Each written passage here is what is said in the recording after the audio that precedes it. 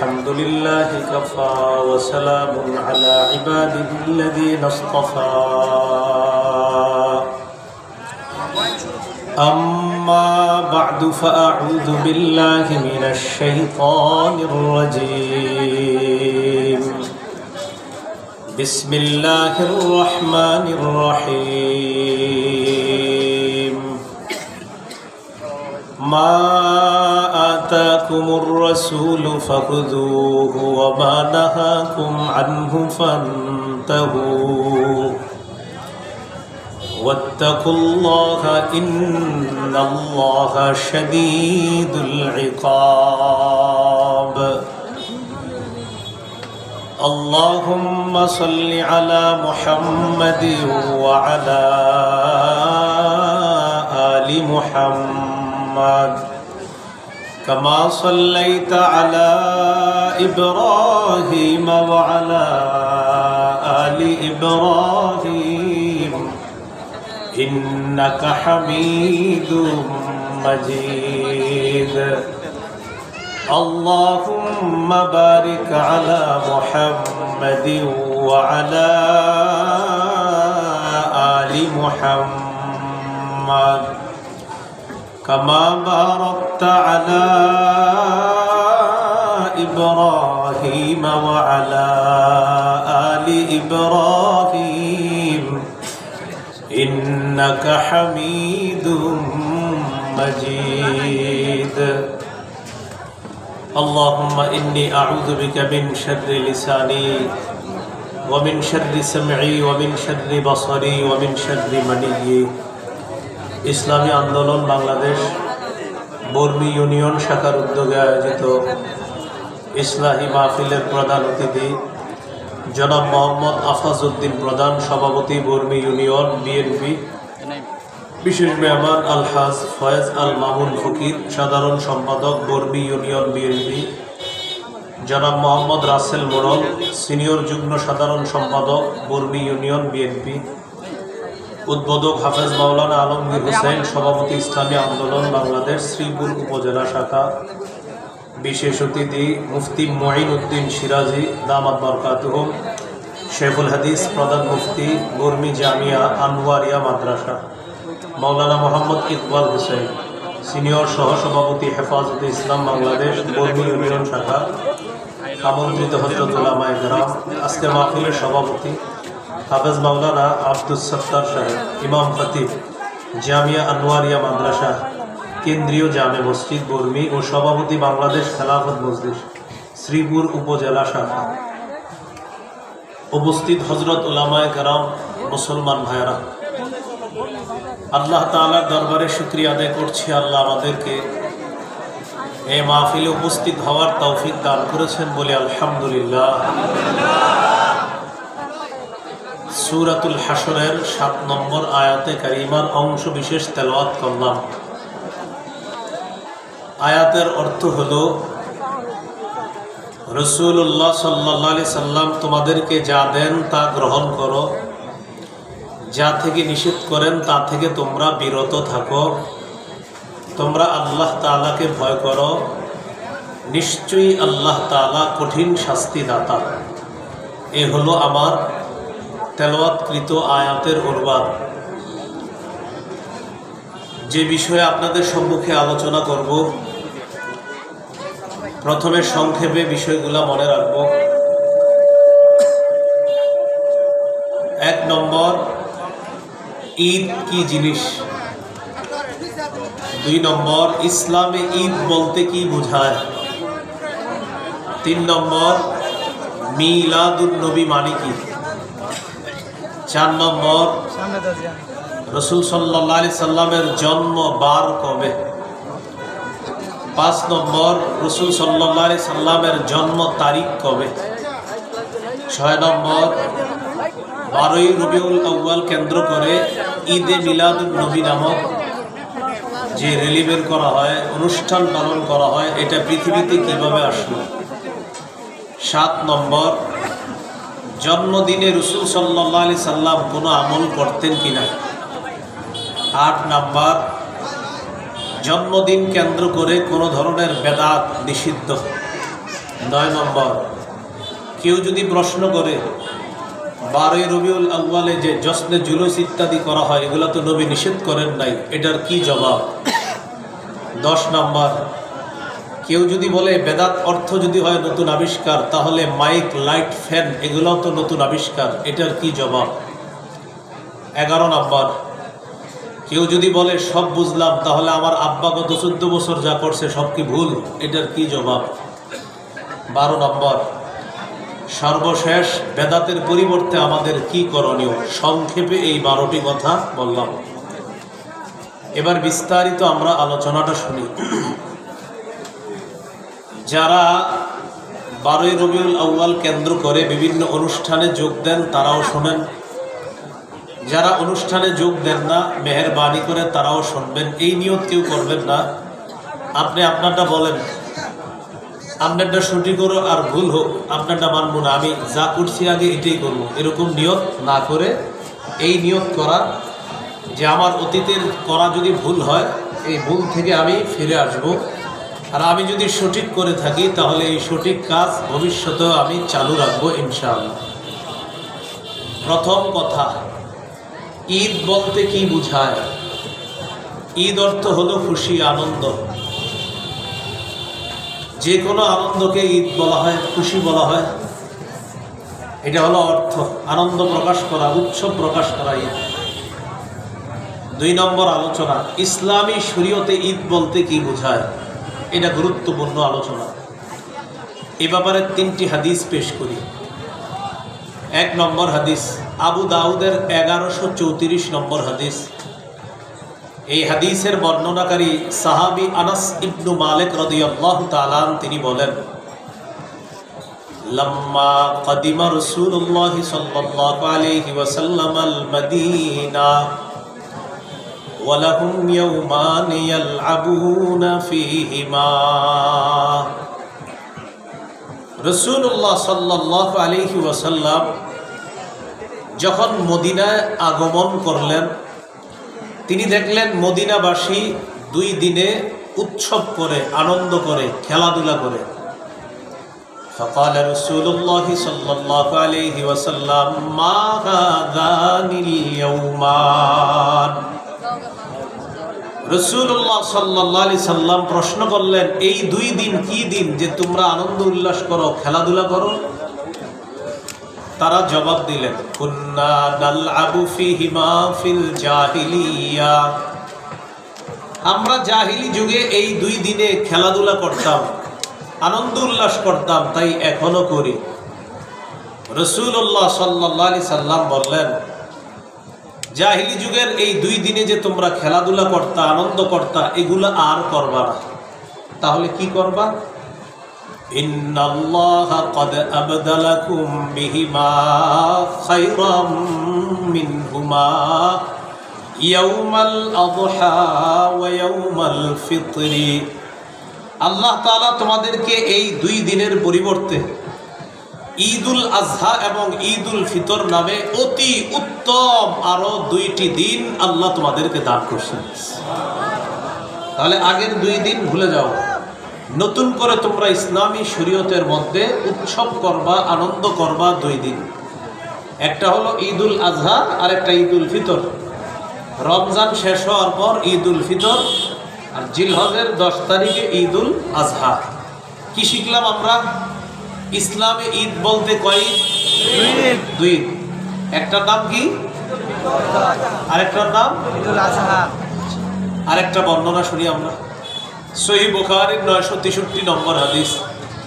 এই হাদিসের বর্ণনাকারী আব্দুল্লাহ ইবনে ওমর রাদিয়াল্লাহু তাআলা আনহুমা তিনি বলেন, কানা রাসূলুল্লাহ সাল্লাল্লাহু আলাইহি ওয়াসাল্লাম ওয়া আবু বকর ওয়া উমর ইউসাল্লুনা আল ঈদাইনি ক্বাবলা আল খুতবাহ।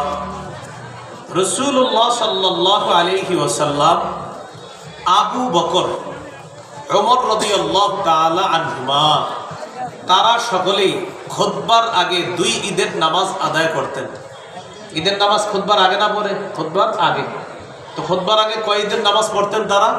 2 ঈদের। আমার উদ্দেশ্য খুতবা নিয়ে আলোচনা করা না, উদ্দেশ্য হলো ঈদের নামাজ কয়টা পড়তেন। তাহলে মুসলমানদের ঈদ কয়টা? 2টা। আবু দাউদের 1148 নম্বর হাদিস। এই হাদিসের বর্ণনাকারী জাবির ইবনু সামুরা রাদিয়াল্লাহু তাআলা তিনি বলেন, সাল্লাইতু মা'আন নবী সাল্লাল্লাহু আলাইহি ওয়াসাল্লাম গায়রা মাররাতিন ওয়ালা মাররাতাইন আল-ঈদাইন বিগাইরি আযানিন ওয়ালা ইকামা। জাবির ইবনু সামুরা রাদিয়াল্লাহু তাআলা আনহু বলেন, আমি একবার দুইবার নয় অসংখ্য অগণিতবার রাসূলুল্লাহ সাল্লাল্লাহু আলাইহি সাল্লামের সাথে দুই ঈদের নামাজ আদায় করেছি। সাহাবী বলেন, একবার দুইবার নয় অসংখ্য অগণিতবার আমি রাসূলুল্লাহ সাল্লাল্লাহু আলাইহি সাল্লামের সাথে দুই ঈদের নামাজ আদায় করেছি। তাহলে বলেন তো এই তিনটি হাদিস থেকে কি শিখলাম? ঈদ কয়টা? দুইটা। এগুলো আজকের আলোচনার দ্বিতীয় আলোচনা। 3 নম্বর আলোচনা, মিলাদুন নবী মানে কি? মিলাদ শব্দের অর্থ জন্ম, আন নবী দ্বারা এখানে উদ্দেশ্য মুহাম্মদ সাল্লাল্লাহু আলাইহি ওয়াসাল্লাম। তাহলে মিলাদুন নবী অর্থ হয় মুহাম্মদ সাল্লাল্লাহু আলাইহি সাল্লামের জন্ম। এটা পৃথিবীর কোনো মুসলমান অস্বীকার করে না। নবীজির জন্ম অস্বীকার করলে তো ঈমানই থাকবে না। তাহলে মুহাম্মদ সাল্লাল্লাহু আলাইহি সাল্লামের জন্ম কেউ অস্বীকার করে না। এটার নাম কি বলেন তো? মিলাদুন নবী। এখন আপনাদের অনেকে আবার বলবে প্রশ্ন করে, হে ভাই তুমি কি মিলাদ মানো? আপনি উত্তরে বলবেন, জি আমি নবীর জন্ম মানি। কি বলবেন উত্তরটা? বলেন মিলাদ মানো। উত্তরে কি বলবেন? আমি নবীর জন্ম মানি। কারণ সে আপনাদের ধোঁকা দিতে চাবে এইভাবে, ওই যে ঘরে বিভিন্ন অনুষ্ঠান করে না আর নাম দেয় মিলাদ, তো আপনারে বলবে মিলাদ মানো, সে বুঝায় কিন্তু ওই মিলাদ। ওই যে ঘরে করে আপনার উদ্বোধন হবে, ঘরে বাপ মরে গেছে, অমুক মরে গেছে, হুজুর আসেন একটু মিলাদ করেন, এইটা না। মিলাদ অর্থ মুহাম্মদ সাল্লাল্লাহু আলাইহি সাল্লামের জন্ম। আপনারা যদি বলে মিলাদ মানেন, বলবেন মুহাম্মদ সাল্লাল্লাহু আলাইহি সাল্লামের জন্ম মানি। কি বলবেন? মুহাম্মদ সাল্লাল্লাহু আলাইহি সাল্লামের জন্ম মানি। আর ধোঁকাবাজ আপনাকে ধোঁকা দেবে। এই হলো 3 নম্বর কথা। তাহলে বলেন মিলাদুন নবী অর্থ কি? মুহাম্মদ সাল্লাল্লাহু আলাইহি সাল্লামের জন্ম। আমি আপনাদেরকে প্রশ্ন করি, মিলাদ মানেন? সুন্দর উত্তর দেন, নবীর জন্ম। আচ্ছা, মিলাদ মানেন? আপনারা উত্তরটা এইভাবে দিতে পারেন, বলবেন মিলাদ অর্থ যদি নবীর জন্ম হয় অবশ্যই মুসলমান নবীর জন্ম মানে। আর তুমি যদি অন্য কিছু বুঝাও সেটা মানি না। নবীর জন্ম অবশ্যই মানি, আমরা সবাই মানি। এই গেল তৃতীয় কথা। চতুর্থ কথা, জন্ম বার কবে নবীজির? নবীজি কি বারে জন্ম নিছেন? মুসনাদে আহমদ হাদিসের কিতাব 4 নম্বর খণ্ড 172 নম্বর পৃষ্ঠা। এই হাদিসের মধ্যে আছে, ওলিদা রাসূলুল্লাহ সাল্লাল্লাহু আলাইহি ওয়াসাল্লাম ইয়াউমাল ইসনাইন। রাসূলুল্লাহ সাল্লাল্লাহু আলাইহি সাল্লাম সোমবারে জন্মগ্রহণ করেছেন। কিবারে জন্মগ্রহণ করেছেন? সোমবারে। 5 নম্বর আলোচনা, নবীজির জন্ম তারিখ কবে? এটা মন দিয়ে শুনুন। নবীজির জন্ম তারিখ নিয়ে মতভেদ আছে, আমি এক শ্বাসে বলি, খালি মন দিয়ে শুনুন। 1, নবীজির জন্ম রবিউল আউয়ালের 2 তারিখে। 2, নবীজির জন্ম রবিউল আউয়ালের 8 তারিখে। 3, নবীর জন্ম রবিউল আউয়ালের 9 তারিখে। 4, নবীজির জন্ম রবিউল আউয়ালের 10 তারিখে। 5, নবীজির জন্ম রবিউল আউয়ালের 12 তারিখে। 6, কেউ কেউ বলেন নবীজির জন্ম রবিউল আউয়ালের 17 তারিখে। 7, কেউ কেউ বলেন রবিউল আউয়াল মাসের 8 দিন বাকি থাকতে নবীজির জন্ম। 7 নম্বর কথা। 8 নম্বর, কেউ বলেন নবীজির জন্ম 12ই রমজান, যদিও এটা আগে কখনো শোনেন নাই। কি রমজান? 12ই রমজান। এগুলা নিতান্তই দুর্বল বর্ণনা। তাহলে কেউ বলেন 2 তারিখে, কেউ বলেন 8, কেউ বলেন 10, কেউ বলেন 12, কেউ বলে 17 রবিউল আউয়াল, কেউ বলে রবিউল আউয়ালের 8 দিন বাকি থাকতে, আর কেউ কেউ বলে 12ই রমজান। যারা বলছে এগুলা প্রত্যেকেই দলিল আদিল্লাহ দিস। ইবনে কাসির রহমতুল্লাহি আলাইহি গুরুত্ব দিয়ে আলোচনা করেছেন 3টা। কয়টা? 2 তারিখ, 8 তারিখ, 12 তারিখ। 2, 8, 12, এই 3টা তারিখ নিয়ে উনি আলোচনা করেছেন। নবীজির জন্ম 2 তারিখে, এই কথাটা আসছে তবকাতে ইবনে সাদ নামে একটা কিতাব আছে। খুব মন দিয়ে আমার দিকে তাকাইতে হবে, তাহলে বুঝবে। মুহাম্মদ ইবনে সাদ বর্ণনা করেছেন তার উস্তাদ ওয়াকিদি থেকে। ওয়াকিদি উস্তাদের নাম ওয়াকিদি। এই উস্তাদ বর্ণনা করছে তার উস্তাদ আবু মাশার থেকে। দেখেন আমার দিকে, আমি বর্ণনা করেছি আমার উস্তাদ থেকে, তিনি বর্ণনা করেছেন তার উস্তাদ থেকে। এটা বুঝছেন তো? তাহলে আমার উস্তাদ তিনি, তার উস্তাদ তিনি। মোহাম্মদ ইবনে সাদের উস্তাদ ওয়াকিদি, ওয়াকিদির উস্তাদ আবু মাশার। এই আবু মাশার নামক উস্তাদ বলেন, ওলিদা রাসূলুল্লাহ সাল্লাল্লাহু আলাইহি ওয়াসাল্লাম ইয়াউমাল ইসনাইন লিলাইলাতাইন খালাতা মিন শাহরি রবিউল আউয়াল। রাসূল সাল্লাল্লাহু আলাইহি সাল্লামের জন্ম রবিউল আউয়াল মাসের 2 তারিখে। কে বলছে এটা? আবু মাশার নামক উস্তাদ। ওনার থেকে কে বলছে? ওয়াকিদি। ওয়াকিদির থেকে কে বলছে? মোহাম্মদ ইবনে সাদ। তাহলে উস্তাদ বলছে 2 তারিখ, তার থেকে তার ছাত্র বলছে 2 তারিখ, এই তার ছাত্র থেকে আমি ছাত্র বলছি 2 তারিখ। এই সূত্রটা বুঝছেন তো? আমার উস্তাদ তার উস্তাদ, আমার উস্তাদ তার উস্তাদ থেকে বলছে, আর আমি আমার উস্তাদ থেকে বলছি। আচ্ছা, এই যে মোহাম্মদ ইবনে সাদ যার থেকে বলছে তার নাম ওয়াকিদি। ওয়াকিদি বলছে কার থেকে? আবু মাশার। এবার এই দুইজনের ব্যাপারে একটু শুনি। বুখারী শরীফের ব্যাখ্যা গ্রন্থ যিনি লেখছেন তার নাম ইবনে হাজার আসকালানী রহমতুল্লাহি আলাইহি। তার একটা কিতাব আছে নাম তাকরিবুত তাহজিব। এই কিতাবের মধ্যে ওই উস্তাদ ওয়াকিদি সম্পর্কে আসছে, মাতরুকুন মা'সিয়াতি ইলমিহি। ওয়াকিদি নামক উস্তাদের প্রচুর জ্ঞান ছিল, অনেক জ্ঞানের অধিকারী ছিলেন। এরপরেও তিনি বিভিন্ন বর্ণনার ক্ষেত্রে পরিত্যাজ্য, ইতিহাস এবং হাদিস বর্ণনায় তিনি পরিত্যাজ্য, তার বর্ণনা গ্রহণ করা হবে না, তিনি উল্টা পাল্টা করে ফেলেন। মানে এলেম আছে অনেক, কিন্তু উল্টা পাল্টা করেন, তাই ওয়াকিদি নামক উস্তাদের বর্ণনা গ্রহণযোগ্য নয়। ওয়াকিদির উস্তাদ আবু মাশার, তার ব্যাপারে মুহাদ্দিসিনে কেরামের অভিমত দাঈফুন, তিনি দুর্বল। তাহলে সূত্রে 3 জন, ছাত্র হলো মুহাম্মদ, তার উস্তাদ ওয়াকিদি, তার উস্তাদ আবু মাশার। উস্তাদ আবু মাশার দুর্বল। এই আবু মাশারের ছাত্র ওয়াকিদি তিনি পরিত্যাজ্য, তার বর্ণনা গ্রহণ করা হয় না, যদিও অনেক এলেম।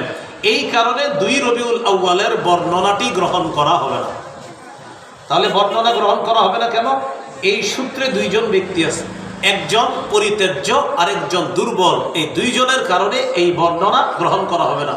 উলামায়ে কেরাম ছাড়া অন্যরা বুঝছেন নীতিটুকু বলেন? তাহলে অন্যরা বুঝে থাকলে আলহামদুলিল্লাহ, আলেমরা তো বুঝছে। তাহলে একজন পরিত্যাজ্য, তার বর্ণনা গ্রহণ করা যায় না, আরেকজন দুর্বল। এই জন্য 2 রবিউল আউয়াল বাদ হয়ে গেল। রয়ে গেল 8, 12। 8ই রবিউল আউয়ালের ব্যাপারে একটু শুনেন। হস্তি বাহিনী মক্কায় হামলা চালাইছে, কাবা ধ্বংস করার জন্য আসছে হাতি বাহিনী। এরকম একটা ঘটনা ছোটবেলা থেকে শুনছেন না?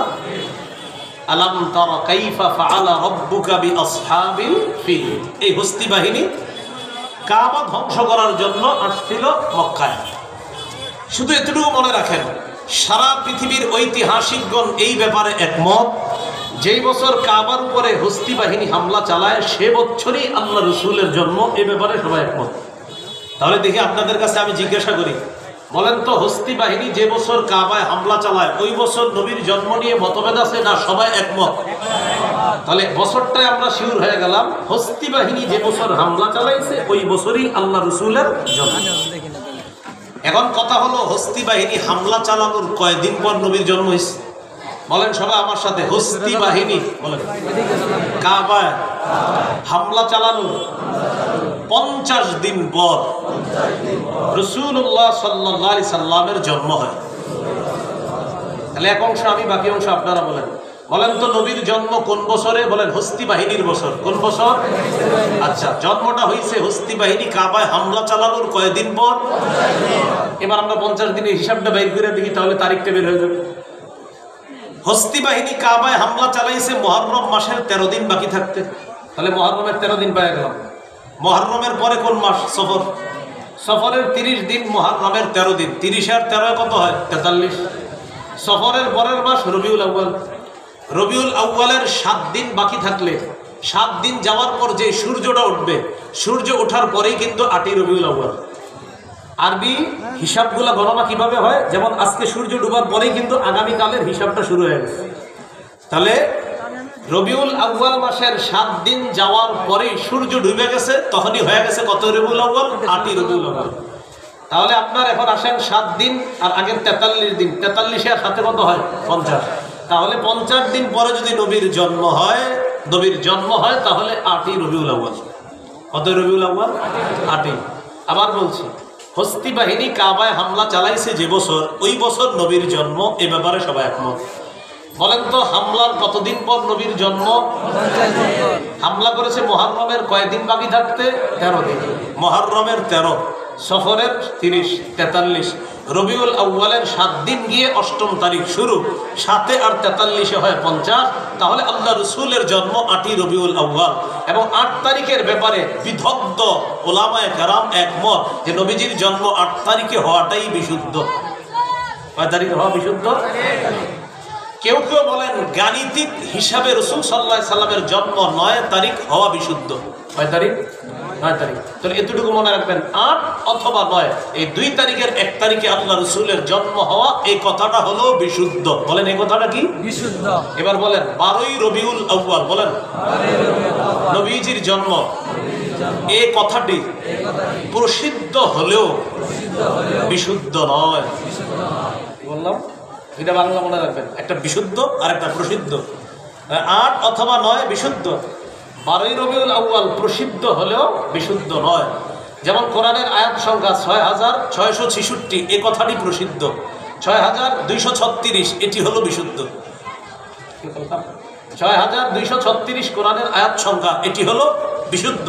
আর 6666 এ কথাটি প্রসিদ্ধ। আল্লাহ আমাদেরকে প্রসিদ্ধ আর বিশুদ্ধর পার্থক্য বুঝে সঠিকটা আমল করার তৌফিক দান করুন। তাহলে 12ই রবিউল আউয়াল প্রসিদ্ধ, বিশুদ্ধ না। 12ই রবিউল আউয়াল যে বিশুদ্ধ না, বর্ণনাটা একটু শুনি আমরা।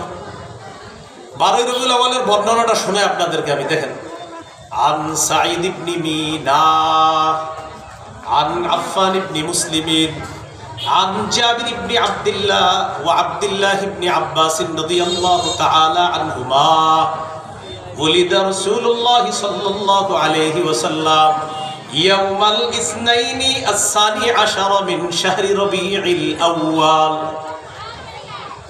সাঈদ ইবনে মিনা তার উস্তাদ আফফান ইবনে মুসলিম থেকে বর্ণনা করেন, তিনি জাবের এবং আব্দুল্লাহ ইবনে আব্বাস রাদিয়াল্লাহু তাআলা আনহুমা থেকে বর্ণনা করেন, আল্লাহ রাসূল সাল্লাল্লাহু আলাইহি সাল্লামের জন্ম 12ই রবিউল আউয়াল। কত রবিউল আউয়াল? এবার কথা হলো, এই বর্ণনা বিশুদ্ধ নয় কেন? সূত্রটা দেখেন, আমি দেখেন বলি, সাঈদ আফফান, সাঈদ আফফান, সাঈদ বর্ণনা করছে তার উস্তাদ আফফান থেকে। বা সাহাবীদের ব্যাপারে কথা নেই, তারা তো এমনি গ্রহণযোগ্য। তাহলে সাঈদ বর্ণনা করছে আফফান থেকে। মজার ব্যাপার, সাঈদ যিনি ছাত্র, তিনিও একজন বিশুদ্ধ বর্ণনাকারী, আবার আফফানও বিশুদ্ধ বর্ণনাকারী।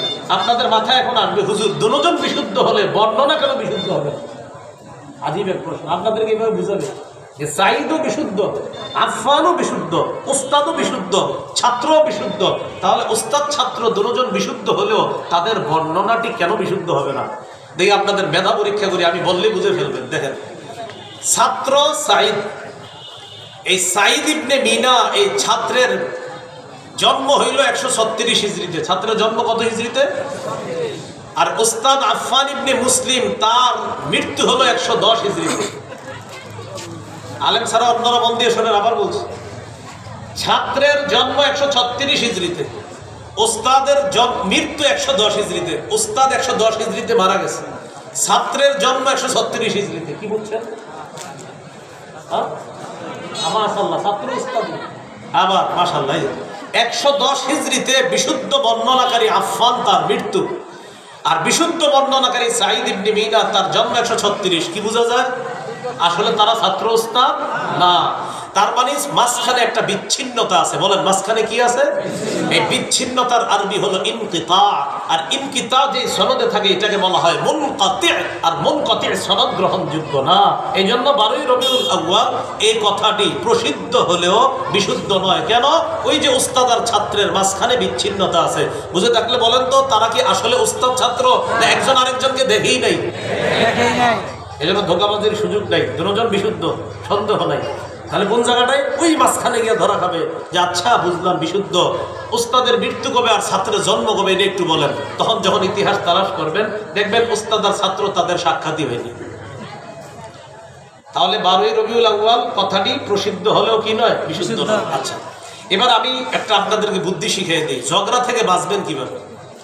যেমন কেউ বলবে 8, কেউ বলবে 9, কেউ বলবে 10, কেউ বলবে 12। আপনাদেরকে যখন কেউ বলবে নবীজির জন্ম কবে, আপনারা আমার মতো বুদ্ধি করে একটা উত্তর দিবেন। কেউ যদি জিজ্ঞাসা করে, মনে করেন আমারে জিজ্ঞাসা করলেন নবীজির জন্ম কবে, সবাই একটু জিজ্ঞাসা করেন নবীজির জন্ম কবে, জিজ্ঞাসা করেন। এবার আমি উত্তরটা দিয়ে দেখেন, 8 থেকে 12ই রবিউল আউয়ালের মাঝে যে কোনো একদিন। কি বললাম?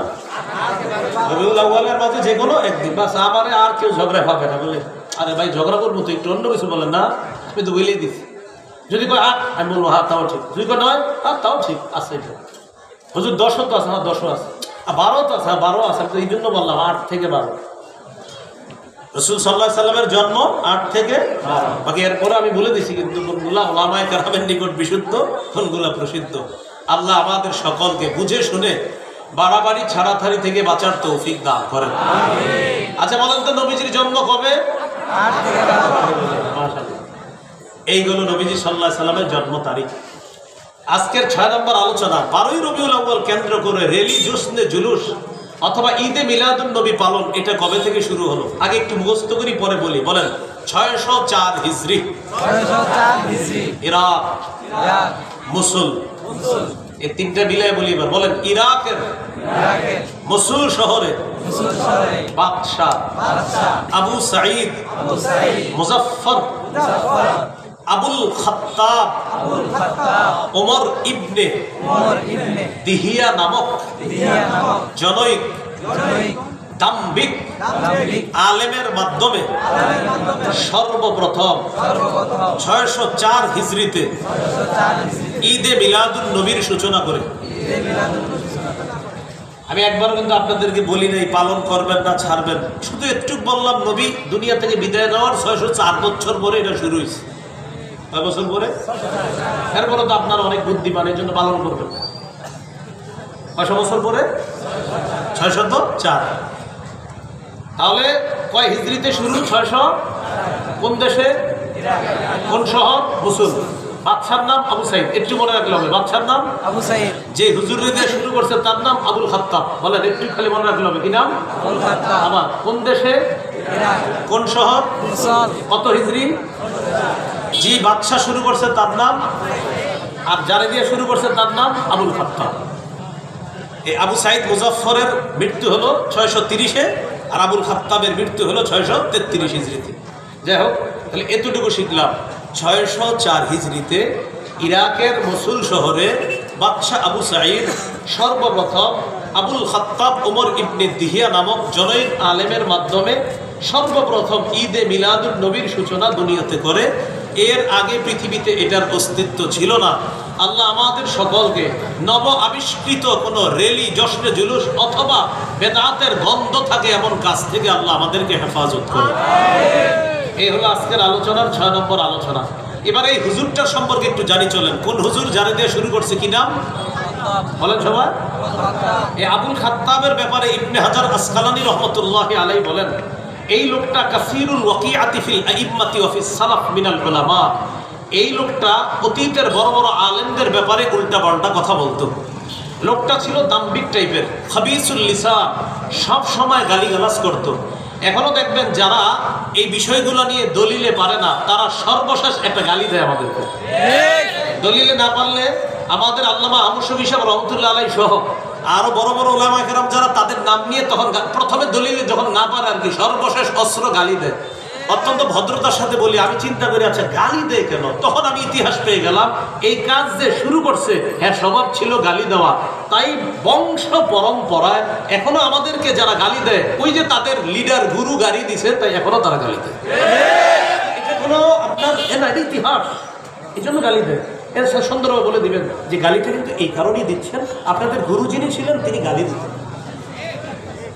এই হলো আপনার খবিসুল লিসান, ভাষা ছিল কর্কশ, গালিগালাজ মুখ দিয়ে ব্যবহার করত। শাদীদুল কিবরি, প্রচন্ড দাম্ভিক টাইপের মানুষ ছিল। মুতাহাবিনান, দুর্বল প্রকৃতির মানুষ, অলস টাইপের ছিল। আর শুধু উলামায়ে কেরামের বিরুদ্ধে কুৎসা রটনা করত, আর শুধু তাদেরকে গালিগালাজ করতো, তাও বড় বড় ইমামদের নাম নিয়ে নিয়ে এসে গালিগালাজ করত।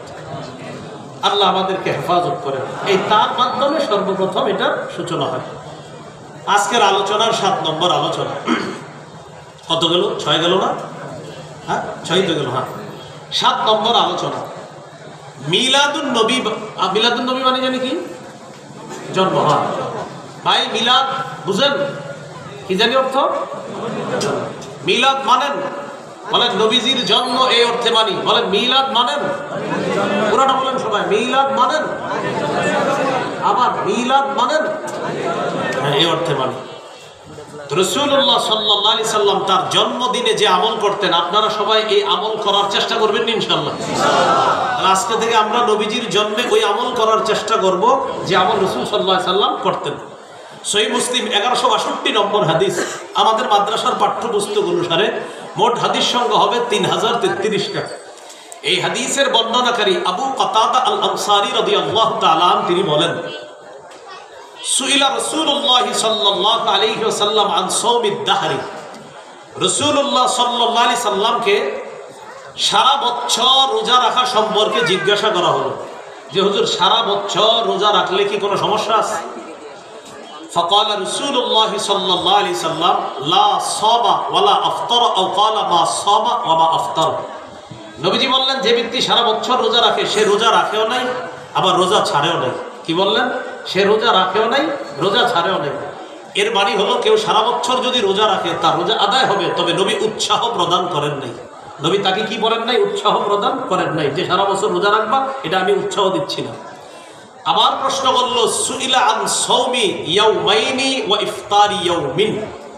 হুজুর কেউ যদি 2 দিন রোজা রাখে আর 1 দিন রোজা না রাখে, এর মানে মাসে 20টা রোজা আর 10 দিন রোজা না রাখা। আবার বুঝেন, সাওমি ইয়াউমাইনি 2 দিন রোজা, এরপরে আরেক দিন রোজা না, আবার 2 দিন রোজা নফল রোজা, আবার আরেক দিন রোজা না, তাহলে মাসে রোজা হয় কয়টা?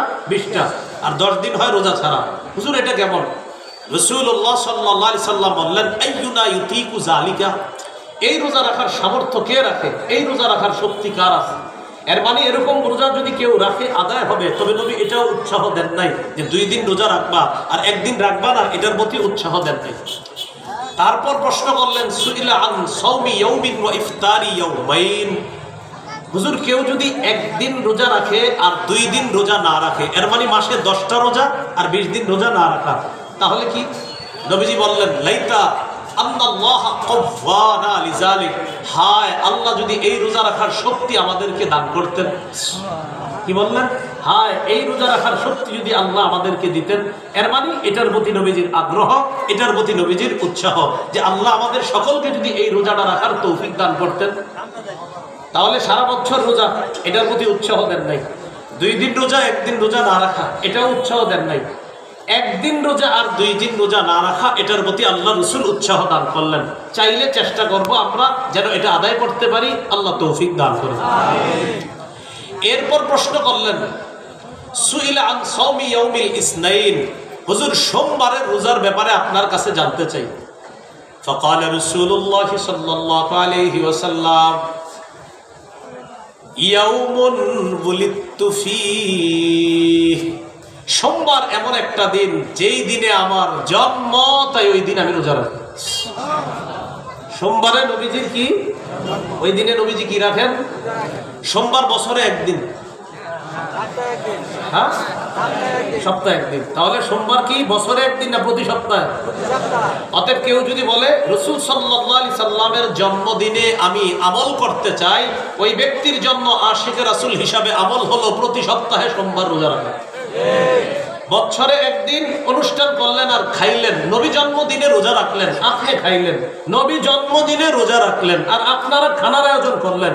এটা কেমন কথা আমারে বলেন? আমি শরীয়ত বলছি না, শুধু এটা জিজ্ঞাসা করছি আপনাকে। নবী রাখলেন রোজা আর আপনি বছরে 1 দিন তাও রোজা না খাইলেন, তো নবী করলেন রোজা রাইখান না খায়া আমল, আর আপনি খাইলেন, শুধু খাইলেন না আরো অনেক এরকম বিলি করলেন, বিতরণ করলেন খুশিতে। নবী কি খাইছেন না রোজা রাখছেন? না, আপনি তো খাইলেন, জোহর থেকে শুরু করলেন। তাহলে আমরা একটা কথা স্পষ্ট হলো, নবীজি জন্মদিনে কি করতেন? বছরে 1 দিন না প্রতি সপ্তাহে? কি বারে? এই আমল রাসূল সাল্লাল্লাহু আলাইহি সাল্লাম জন্মদিনে করতেন। যদি কেউ চেষ্টা করেন এটা আপনি করতে পারেন। আল্লাহ আমাদেরকে প্রকৃত আশিকে রাসূল হওয়ার তৌফিক দান করুন। এগুলো আজকের আলোচনা, 7 নম্বর আলোচনা। 8 নম্বর আলোচনা, 12ই রবিউল আউয়ালকে কেন্দ্র করে কোন ধরনের রেলি, জশ্নে, জুলুস, জন্মদিন ইত্যাদি পালন করা বেদাত। যারা এই বেদাতে শামিল হবে তারাও বেদাতীদের অন্তর্ভুক্ত হয়ে আবু দাউদের 4608 নম্বর, 4607 নম্বর হাদিস অনুযায়ী রাসূলুল্লাহ সাল্লাল্লাহু আলাইহি সাল্লাম বলেন, ইয়াকুমুল মুহদাসাত, তোমরা দ্বীনের মধ্যে নতুন নতুন বিষয় আবিষ্কার করা থেকে বাঁচো। ফাইন্না কুল্লা মুহদাসাতিন বিদআহ, প্রত্যেক নতুন আবিষ্কার বেদাত। ওয়া কুল্লু বিদআতিন দালালা, প্রত্যেক বেদাত হলো পথভ্রষ্টতা। ওয়া কুল্লু দালালাতিন ফিন্নার, প্রত্যেক পথভ্রষ্টের ঠিকানা হলো জাহান্নাম। বলি নাউযুবিল্লাহ। আল্লাহ আমাদের সকলকে বেদাত থেকে বাঁচার তৌফিক দান করেন। এবার বেদাত কাকে বলে? সহিহ বুখারীর বর্ণনা 2697 নম্বর হাদিস, 2697 নম্বর হাদিস। এই হাদিসের বর্ণনাকারী উম্মুল মুমিনিন আয়েশা সিদ্দিকা রাদিয়াল্লাহু তাআলা আনহা তিনি বলেন, ক্বালা রাসূলুল্লাহ সাল্লাল্লাহু আলাইহি ওয়াসাল্লাম, মান আহদাসা ফি আমরিনা হাদা মা লাইসা ফিহি ফাহুয়া রাদ্দুন।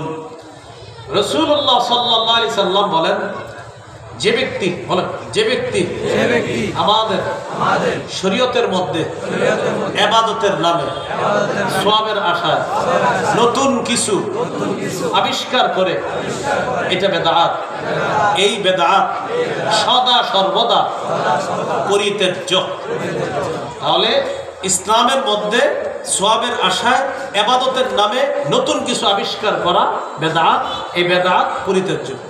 ইমাম মালিক রহমতুল্লাহি আলাইহি বলেন, মান ইবতাদা ফিল ইসলামি বিদআতান ইয়ারাহা হাসানা ফাকাদ যাআমা আন্না মুহাম্মাদান খানার রিসালা।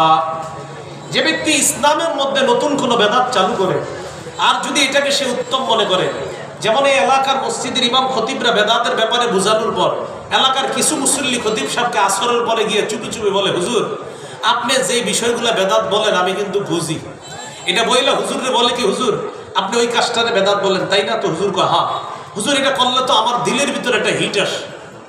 বেদাত করলে ওনার দিলে হিট আসে, আর কি আসে? বা চোখে পানি আসে, মনের ভিতরে একটা আবেগ কাজ করে। আপনি যদি বেদাত করার পরে বলেন যে আমার চোখে পানি আসে, তাই বেদাত জায়েজ। যে ব্যক্তি ইমোশনাল কোনো সিনেমা নাটক দেখে এসে বলে আমার চোখে পানি আসে, কি বলবেন তারে? যদি কোনো ব্যক্তি বলে নাটক সিনেমা দেখলে তার কান্না আসে, যে ব্যক্তি বেদাতগিরি করে বললো আমার চোখে পানি আসে, তারেক ব্যক্তি বললো আমার তো নাটক সিনেমা দেখলে কান্না আসে, তো কি বলবেন? যদি বলেন আপনার কান্না যায় তো বেদাতটাও যায়, তাহলে সব চোখের পানি এক না। আপনি যদি বেদাত করেন আর বলেন চোখের পানি আসে, দিলে হিট আসে, অন্তর নরম হয়, কেউ এসে বলে আমি নাটক সিনেমা দেখলে অন্তর নরম হয়, দিলে হিট আসে, চোখে পানি আসে, সেম কথা। এই জন্য বেদাত করবেন আর চোখে পানি আসবে, সামনের দিকে এইসব কথা বললেন না। ইমাম মালিক বলেন, বেদাতগিরি করে আর এটাকে উত্তম মনে করে সে কেমন যেন এই কথা বলতে চায়, মুহাম্মদ সাল্লাল্লাহু আলাইহি সাল্লাম তার দায়িত্ব পালনে ত্রুটি করে গেছে, সে আসছে নতুন করে এটাকে পূর্ণ করতে। আল্লাহ আমাদেরকে হেফাজত করেন। নবীজি কি পূর্ণাঙ্গ দিন রেখে গেছে না অপূর্ণাঙ্গ? দলিল সূরা মাইদার 3 নম্বর আয়াতে আল্লাহ তাআলা বলেন, আল-ইয়াওমা আকমালতু লাকুম দীনাকুম, আজ আমি তোমাদের জন্য তোমাদের দ্বীনকে পূর্ণাঙ্গ করে দিলাম। সুবহানাল্লাহ। বেদাতের কিছু ভয়াবহতা শুনি, আমার সাথে একটু সবাই বললে মনে থাকবে। বলেন, বেদাতি ব্যক্তি বেদাত নামক কর্মকাণ্ড থেকে ফিরে আসার আগ পর্যন্ত, ছেড়ে দেওয়ার আগ পর্যন্ত আল্লাহ তাআলা বেদাতির তওবা কবুল করবেন না। একজন বেদাতি বেদাত ছাড়ে না আর বলে আস্তাগফিরুল্লাহ আস্তাগফিরুল্লাহ আস্তাগফিরুল্লাহ।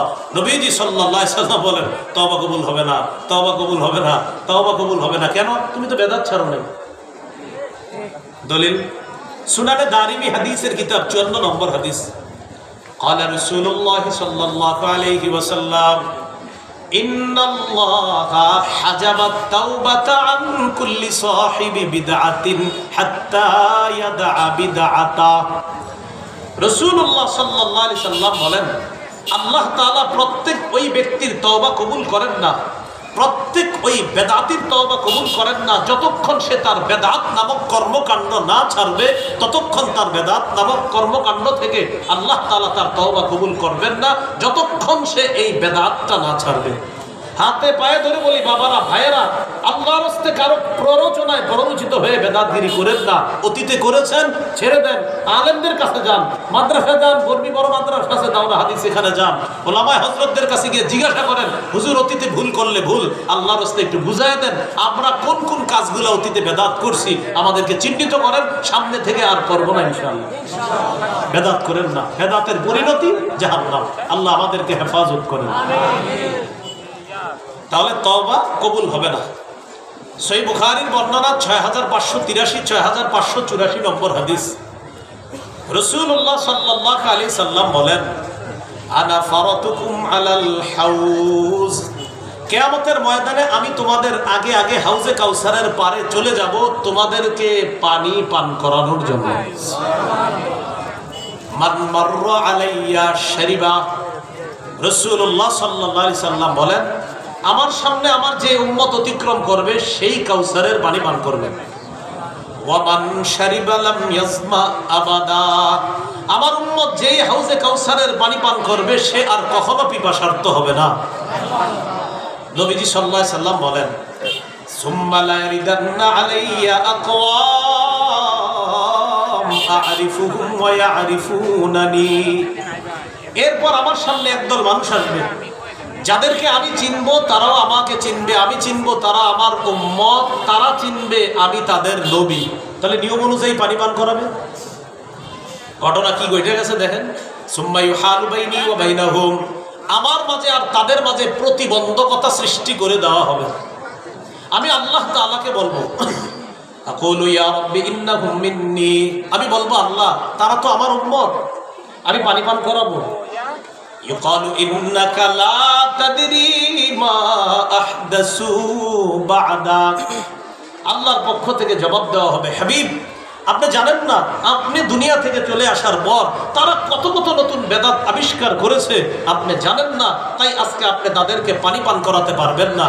এই কথা শুইলা রাসূল সাল্লাল্লাহু আলাইহি সাল্লাম বলেন, সুহকান সুহকান লিমান গায়্যারা বা'দি, আমি তখন বলবো দূর হও আমার সামনে থেকে, দূর হও যারা আমার দ্বীনকে পরিবর্তন করে দিয়েছ। আমি পূর্ণাঙ্গ শরীয়ত রেখে আসলাম, আর এটার মধ্যে যারা পরিবর্তন ঘটিয়েছ, আমি তোমাদেরকে পানি পান করাইতে চেয়েছিলাম, আমি তোমাদের চেহারাটাও দেখতে চাই না, আমার সামনে থেকে সবাই দূর হও, তোমরা বেদাতগিরি করেছ, আমি তোমাদের চেহারাটাও দেখতে চাই। যেই নবী কাউসারের পানি পান করাইতে চাইলেন তিনি আর দেখতে চান না তাদেরকে। এই জন্য প্রিয় ভাইয়ারা, বেদাত নামক কোনো কর্মকাণ্ডে যোগ দিয়েন না। রবিউল আউয়াল মাসে আসলে অনেক এলাকায় এই কাজগুলা বংশীয় পরম্পরায় করে কিছু বেদাত, ওই অতীতে করতো, এই জন্য আপনি করেন। আপনার হাতে ধরি পায়ে ধরি এই কাজ আপনি করবেন না। আমি মঞ্চ থেকে নামার পর যদি চুপে চুপে বলেন আপনার পায়ে ধরতে, আমি তাও রাজি আছি আপনার পায়ে ধরতে। আপনি অতীতের এই কাজ ভুল করেছেন, এটা আপনি ছেড়ে দেন। যদি বলেন মঞ্চে ধরতে, আসেন আমি মঞ্চে ধরবো। যদি বলেন এখানে লজ্জা পান, আমি বের হওয়ার পরে কোথাও আড়ালে গিয়ে বলবেন হুজুর আমার পায়ে ধরেন, তাহলে আমি বেদাত ছাড়বো, আমি আপনার পায়ে ধরবো, আপনি এটা ছাড়বেন। আল্লাহর কসম করে বলছি, এখানে আসলে এখানেই পায়ে ধরবো, আসেন না। আপনি তো জাহান্নামী কাজ করতেছেন, আল্লাহর রাস্তায় কাজ করেন না, বেদাতকে সমর্থন করেন না, বেদাতের মধ্যে নিজেরা জড়িয়ে যাবেন না। আল্লাহ আমাদেরকে হেফাজত করেন।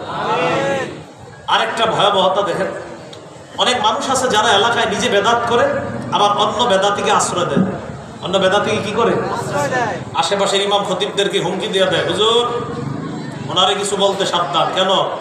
ওনারে আমি প্রোটেক্ট করি, আমি আশ্রয় দিছি ওনাকে, আপনারা কিছু বলেন না, সাবধান। তো হুজুররাও দূর দূরান্ত থেকে এখানে আসছে, ওনারাও কিছু বলে না, ঠিক আছে ভাই। উনি এলাকার 2-3 কাঠা জায়গা হেরে দিয়ে দিছে যে আপনি এখানে একটা আস্তানা বানান, আর আপনি যত বেদাত আছে এখান থেকে সাপ্লাই দিবেন। এরকম একটা আস্তানা বানানোর জন্য জায়গাও দিয়ে দিছে। এবার বুখারীর হাদিস শুনেন, 3172 নম্বর হাদিস। قال رسول الله صلى الله عليه وسلم, রাসূলুল্লাহ সাল্লাল্লাহু আলাইহি সাল্লাম বলেন, মান আহদাসা ফিহা হাদাসা আও আওয়া মুহদিসা ফালাইহি লানাতুল্লাহ ওয়াল মালাইকাতি ওয়ান নাসি আজমাইন। যে কোনো বেদাত করে অথবা কোনো বেদাতিকে আশ্রয় দেয়, যে নিজে বেদাত করে অথবা কোনো বেদাতিকে আশ্রয় দেয়, তার উপর আল্লাহর অভিশাপ, ফেরেশতাদের অভিশাপ, সারা দুনিয়ার সমস্ত মানুষের অভিশাপ। আরেকটা কথা শোনেন, এলাকার অনেকে মিলে হয়তো মাঝে মাঝে বেদাতি কোনো মাহফিল করেন, আর এখানে কোনো বেদাতিকে দাওয়াত দেন, আর লাখ লাখ জনগণ উপস্থিত হন। যারা দাওয়াত দিয়ে আনছেন তাদের উপর আল্লাহর অভিশাপ হবে, আর যে বেদাতিকে আশ্রয় দিচ্ছেন তার উপর আল্লাহর অভিশাপ হবে। এই জন্য ভবিষ্যতে বেদাতি কোনো আয়োজন করতে একটু বুঝে শুনে করবেন। আপনি কি জাহান্নামে যাইতে চান নাকি যাইতে চান না, তাই এটা মাথায় রেখে আয়োজনটা করবেন। আমি তো বললামই এই আয়োজন আপনি এই কারণে করেন যে আমাদের বংশ পরম্পরায় করে আসছে তাই করতেছি, না, এই কাজ আর করবেন না। তাহলে কি বললাম, এরকম মঞ্চে কোনো বেদাতিকে যদি বসায়া দেন আর আপনারা তাকে আশ্রয় প্রশ্রয় দিলেন, এটা ওই হাদিসের অন্তর্ভুক্ত হবে যে বেদাতিকে বেদাত সাপ্লাইয়ের সুযোগ কেন করে দিলেন। আবার কি বলে জানেন, মাইকে বৈশা বলার পরে বলে কি, নবী প্রেমে দলিল লাগে না। কি বলে, মানে বেদাত করবে আর বলবে এগুলোর দলিল লাগে না। তো এরকম অনেক আলেমদের নাম ধরে ধরে বলবে যে অমুকরা বলে, ওহাবিরা বলে দলিল লাগে। বলেন সবাই নবী প্রেমে কি দলিল, এরকম বলবে আর কি সামনে যারা আছে। তো সবাই বলে ঠিক, লাখ লাখ মানুষ বুঝলেও ঠিক না বুঝলেও ঠিক, এরাও কয় হ্যাঁ ঠিকই তো নবী প্রেমে দলিল লাগে না, এরকম বলে। এবার হাদিসে দেখি নবী প্রেমে দলিল লাগে কিনা। সহিহ মুসলিমের বর্ণনা, ওই সমাজে অনেক মানুষ আছে, এদেরকে দাওয়াত দিতে গেলে কি বলবে দেখবেন, ভাই মসজিদে চলে যান যান যান, এরকম আপনি বারবার দাওয়াত দিলে বলে শেষমেশ যখন বলবেন ভাই আল্লাহকে ভালোবাসেন, নবীকে ভালোবাসেন, তো মসজিদে চলে। এই মেয়ে আপনার থেকে নবীর প্রেম আমার মধ্যে কম আছে, আপনারা ডায়লগ দিবে নামাজ না পড়লেও নবীর প্রেম আছে। কি বলবে, নামাজ না পড়লেও নবীর প্রেম। অসংখ্য মানুষ পাবেন। এবার নবীজি কি বলে দেখেন, এক সাহাবী নবীজির খেদমত করছে, মাশাআল্লাহ আমাদের মাদ্রাসার ছাত্ররাও উস্তাদদের খেদমত করে, তো এরকম এক সাহাবী রাসূল সাল্লাল্লাহু আলাইহি সাল্লামের খেদমত করছে। খেদমত করার পর নবীজি তাকে বললেন, সাল, এই তুমি আমার কাছে কিছু চাও, যা চাইবা তাই দিব, চাও। সাহাবী বুদ্ধি করে বললেন, ইন্নী আসআলুকা মুরাফাকাতাকা ফিল জান্নাহ, হুজুর আমি জান্নাতে আপনার আশেপাশে থাকতে চাই, আপনার সাথী হতে চাই। সাহাবীকে নবীজি বললেন, আওগারা যালিক, এছাড়া অন্য কিছু চাও না? হয় না, এটাই চাই, আমি জান্নাতে আপনার আশেপাশে থাকবো। চিন্তা করেন কি বুদ্ধি করে জবাব দিচ্ছে। আমরা মনে করতাম 10 টাকাটা বাড়ি লাগবে, এরকমই তো, তাও কি কইতাম। নবীজি বললেন, আমার আশেপাশে যদি থাকতে চাও একটা আমল বাড়ায়া দেবা, এই আমলটা সবাই করবো ইনশাআল্লাহ। নবীজি সাল্লাল্লাহু আলাইহি সাল্লাম বললেন, আইন্নি আলা নাফসিকা বিকাসরাতিস সুজুদ, আজকে থেকে বেশি বেশি নামাজ পড়বা, রুকু করবা, সিজদা করবা। যত বেশি নামাজ পড়বা, যত বেশি রুকু করবা, যত বেশি সিজদা করবা, জান্নাতে আমার তত কাছে থাকতে পারবে। সুবহানাল্লাহ। কে কয় নামাজ না পড়লে প্রেম? নবীজি কয় নামাজ পড়লে প্রেম, এই কয় না পড়লে। তাহলে নামাজ ছেড়ে প্রেম না ধরে প্রেম? আল্লাহ তাআলা কোরআনে বলেন, উসজুদ ওয়াকতারিব, সেজদা দাও কাছে আসো, সেজদা দাও কাছে আসো, সেজদা দাও কাছে আসো। তাহলে আল্লাহর কাছাকাছি হওয়ার উপায়ও নামাজ, জান্নাতে নবীর কাছাকাছি থাকার উপায়ও নামাজ। এক অংশ আমি, বাকি অংশ আপনারা জোরে বলবেন। আল্লাহর কাছাকাছি হওয়ার সেরা উপায় নামাজ, জান্নাতে নবীর কাছাকাছি থাকার শ্রেষ্ঠ উপায় নামাজ। নামাজ ধরে আল্লাহ প্রেম না ছেড়ে আল্লাহ প্রেম? নামাজ ছেড়ে নবী প্রেম না ধরে নবী প্রেম? আল্লাহ আমাদেরকে বুঝার তৌফিক দান করুন। তাহলে দলিল লাগেনি, দলিল লাগে এগুলা বইলা দিলাম আপনাদেরকে, সামনে যারা আছে বা ঠিক এরকম। আল্লাহ আমাদেরকে হেফাজত করুন। তাহলে গেল বেদাতের ভয়াবহতা, গেল বেদাত থেকে যেন আল্লাহ আমাদের সকলকে হেফাজত করেন। এগুলো আজকের আলোচনার 8 নম্বর আলোচনা। রবিউল আউয়াল মাস কেন্দ্র করে আমরা কোনো বেদাত করবো না, বলেন ইনশাআল্লাহ। 9 নম্বর, অনেক ভাইদেরকে বলতে শোনা যায় যে নবীজি তো নিষেধ করেন না এগুলা করতে। কি বলে, নবীজি তো নিষেধ করেন না এগুলা করতে। এটার জবাব কি? উত্তর, নবীজি নিষেধ করেন নাই, কিন্তু রাসূল সাল্লাল্লাহু আলাইহি সাল্লাম হাদিসে বেদাতের মূলনীতি বলে দিয়েছে। ওই মূলনীতির আলোকে আপনাদের কাজ বেদাত, তাই এটা বেদাত। নবীজি নিষেধ করেন নাই, কিন্তু নবীজি বেদাতের মূলনীতি বলছে। ওই যে বুখারীর 2697 নম্বর হাদিস, ইসলামের মধ্যে ইবাদতের নামে সওয়াবের আশায় নতুন কিছু করলে এটা বেদাত। আপনি জিজ্ঞাসা করবেন, তো আপনারা যা করেন কি সওয়াবের আশায় করেন না? টেনশনে পড়ে যাবে। যদি বলেন না, তাহলে করেন কেন? উনি যদি বলেন না, তাহলে আপনি বলবেন করেন কেন? যদি বলে হ্যাঁ, তখনই বলবেন হ্যাঁ ভাইয়া নবীজি বলছে ইবাদতের নামে সওয়াবের আশায় নতুন কিছু করলে এটা বেদাত। প্রথম প্রশ্ন করবেন, এটা যে করেন সওয়াবের আশায় না সওয়াব ছাড়া? তো বলবে কোনো সওয়াবের আশা নাই। যদি বলে, তো বলবেন তো এই কাজ করাই দরকার নেই। আর যদি বলে সওয়াবের আশায়, তখন মূলনীতি বলবেন সওয়াবের আশায় ইসলামের মধ্যে নতুন কোনো আমল চালু করে এটা করা, এটার নাম বেদাত। এই বেদাত পরিত্যাজ্য। এগুলো 9 নম্বর কথা। 10, 9 নম্বর কথার উপর কেন্দ্র করে 10 নম্বর কথা আপনাদেরকে পেঁচে ফেলাবে। লাইট ফ্যান এইগুলা নতুন আবিষ্কার, তো এইগুলা তো বেদাত। আমি আপনাদের কাছে জানতে চাই, আজকে মাগরিবের নামাজে যে যারা মসজিদে নামাজ পড়ছেন কারেন্ট ছিল কিনা? এখানে কারেন্ট ছিল কিনা? আচ্ছা, যদি কারেন্ট না থাকতো, ফ্যান না থাকতো, লাইট না থাকতো, আপনারা কি মাগরিব পড়তেন না? আগামী 100 বছর যদি বাংলাদেশে কারেন্ট, বিদ্যুৎ, গ্যাস কিচ্ছু না থাকে, আমরা কি নামাজ পড়বো না? বোঝা গেল লাইট, ফ্যান, বিদ্যুৎ এগুলোর সম্পর্ক শরীয়তের না। হলে ভালো, না হলেও সমস্যা নাই, আমরা আল্লাহর হুকুম পালন করবো। এটা দিয়ে সেটার দলিল দেয়, এগুলোও তো নতুন। আমরাও বলবো হ্যাঁ এগুলা নতুন, কিন্তু এগুলা না থাকলে কিচ্ছু হবে না। কিন্তু তুমি যদি শরীয়তের মধ্যে নতুন বেদাত ঢুকাও, এটা আমরা পালন করবো। তাহলে বিষয়টা কি? লাইট কি শরীয়তের মধ্যে কোনো আমল? বলেন। তাহলে ফ্যান, লাইট এগুলা কি শরীয়তের কোনো ইবাদত? এগুলা না থাকলে কি আমরা নামাজ পড়বো না? আমরা রোজা রাখবো না? তাহলে এইগুলোর সাথে ইবাদতের কোনো সম্পর্ক নাই। এগুলা না থাকলেও আমরা ইবাদত করবো। হ্যাঁ, শরীয়তের মধ্যে ইবাদতের নামে নতুন কিছু ঢুকানো, এটার নাম বেদাত। ওই বেদাতের সাথে এই নতুন আবিষ্কারকে তুলনা করা, এটাকে এটার সাথে সামঞ্জস্য করা মূর্খতা ছাড়া অন্য কিছু না। সহজে কিন্তু বুঝবেন। কেউ যদি বলে আপনারে ভাই ফ্যান, লাইট, মাইকও তো বেদাত, আপনি বলবেন ভাইয়া এই মাইক যদি না থাকে, এই ফ্যান, লাইট যদি কিছু না থাকে, আমরা 4-5 জনের সামনে যতজন শুনে ততজনের বয়ান করব। লাইট ফ্যান না থাকলেও নামাজ পড়বো, লাইট ফ্যান না থাকলেও হাদিস বলবো, লাইট ফ্যান না থাকলেও আমরা কোরআন বলবো। 100 বছর যদি বাংলাদেশে লাইট, ফ্যান, গ্যাস না থাকে, আমরা আল্লাহর ইবাদত ছাড়বো না। তো এগুলা কি ছিল আগে? তো তখন কি ইবাদত চলে না? আল্লাহ আমাদেরকে কথাগুলো বুঝার তৌফিক দান। তো এখন প্রশ্ন হবে, তাহলে লাখ লাখ মানুষের ওয়াজ করবেন কেমনে যদি মাইক না থাকে?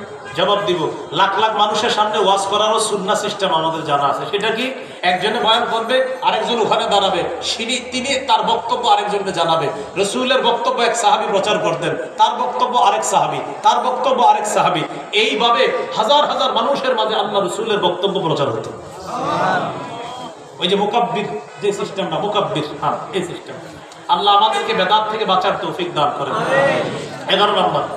এবার প্রশ্ন করবে সর্বশেষ, সব কিন্তু শেষ, এবার শেষ বলবে, আচ্ছা তাহলে আমার আব্বা কি গত 14 বছর যেগুলো করতো এগুলো ভুল, আর আমার দাদা করছেন আগে 50 বছর, এগুলো ভুল? আপনি জবাব দিবেন, আপনার দাদা না শুধু পরদাদা 14 গোষ্ঠীও যদি করে থাকে ভুল, ভুল, এটা সঠিক হওয়ার কোনো সুযোগ নাই। এখন আব্বা আর দাদার জন্য দোয়া করেন, আল্লাহ যেন মাফ করে দেন। তাহলে বলেন তো ভুল কি? ভুল বলেন, ভুল কি? ভুল। সর্বশেষ কথা 12 নম্বর, বলেন বেদাতের পরিবর্তে ব্যাপকভাবে নিজে সুন্নতের আমল করব। ঘরে, বাহিরে, সমাজে, রাষ্ট্রে ব্যাপকভাবে সুন্নাহের প্রচার করব। আমরা সুন্নাহের প্রচারের মাধ্যমে বেদাতকে প্রতিহত করবই ইনশাআল্লাহ। এদেশে বেদাতি বা বেদাতের কোনো স্থান ভবিষ্যতে আমরা থাকতে দিব না ইনশাআল্লাহ। তাহলে বেদাতির কোনো আস্থানা থাকবে না। অলরেডি শুরু হয়ে গেছে, কিন্তু শেষ হবে ইনশাআল্লাহ আস্তে আস্তে।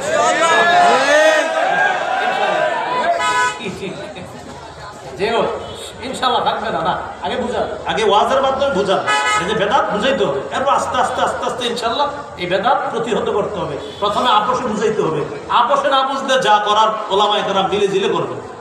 এই আল্লাহ আমাদেরকে সুন্দরভাবে ভদ্রতার সাথে বুঝিয়ে শুনিয়ে বেদাতিদেরকে বেদাতি কর্মকাণ্ড থেকে ফিরিয়ে এনে তাদেরকে সহজে সবাই একসাথে জান্নাতে থাকতে পারি, আল্লাহ তৌফিক দান করেন।